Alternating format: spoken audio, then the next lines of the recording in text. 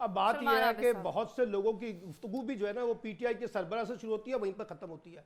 अभी तो मुझे अमेरिकन सेनेटर पर रहम आ रहा है, वो किन निकम्मों और जाहिलों की बुनियाद के ऊपर जो ये कह रहे हैं, उनकी बुनियाद पे वो सेनेटर जो है वो वहां पे बैठ के सरगर्म होते हैं और खत लिखते हैं, अगर वो इतने ही जाहिल हैं। और अगर रिजवान रज़ी साहब को ह्यूमन राइट्स वायलेशन नजर नहीं आ रही तो ये भी उनका ज़र्फ है।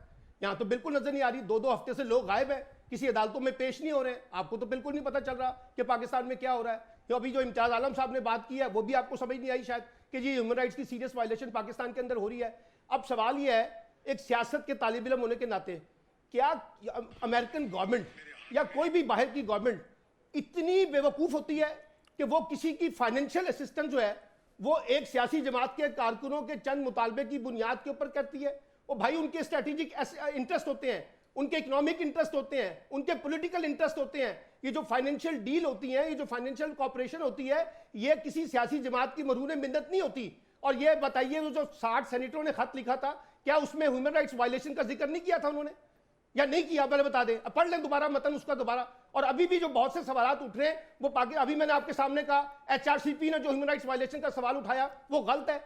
अभी सैफमा ने जो अपना एक पूरा अपना अलामिया जारी किया है उसमें ह्यूमन राइट्स वायलेशन की बात की है, वो गलत है। ज्वाइंट एक्शन कमेटी अगर वो बात कर रही है वो गलत है। जर्नलिस्टों के साथ जो कुछ हो रहा है वो गलत है। आपको नजर नहीं आ रहा तो एक अलग बात है, लेकिन अब आप चीजों को उस तरह से जोड़ के ये कहें कि जी ये एक बड़ा ऑर्गेनाइज तरीके से पाकिस्तान के खिलाफ कुछ साजिश हो रही है। और भाई ह्यूमन राइट्स की वायलेशन का सवाल तो पाकिस्तान समेत पूरी दुनिया में उठ रहा है।